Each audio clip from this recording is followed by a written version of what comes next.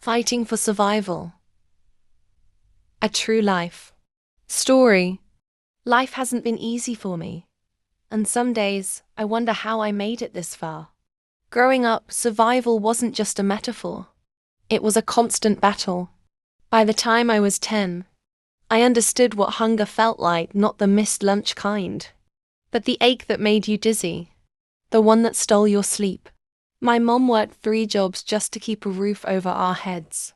But even then, there were days when the lights went out. The fridge was empty, and eviction notices appeared on our door. School wasn't a safe haven, either. I showed up in the same clothes most days, hiding the holes in my shoes and the bruises from bullies who saw me as an easy target. I fought back at first, that the older kids were bigger, stronger, and meaner.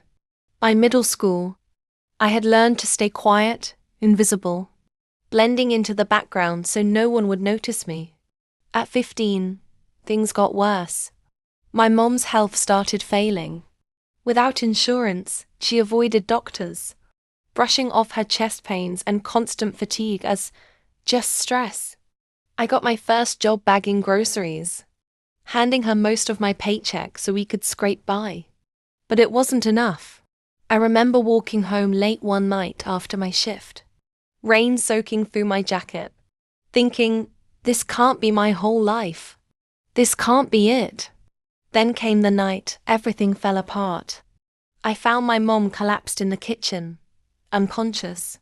We didn't have a phone, so I ran to the neighbor's house, pounding on their door until they called an ambulance. At the hospital, the doctors told me she'd had a heart attack.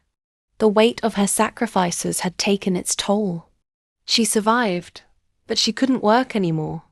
At 16, Elle became the breadwinner, balancing school, 2 jobs, and caring for her. There were nights I wanted to give up, when exhaustion and despair felt like too much. But I couldn't.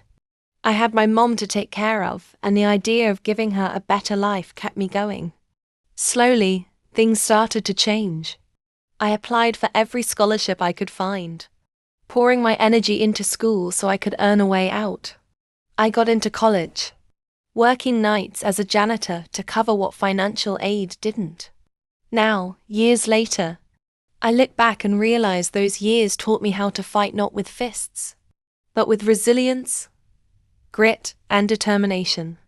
Survival wasn't just about staying alive. It was about refusing to let my circumstances define me. Today, I'm proud of the life I've built, but I never forget where I came from. My story is a reminder that even in the darkest moments, survival is possible and the fight is always worth it. This narrative illustrates the relentless struggle and triumph of persevering through life's toughest challenges.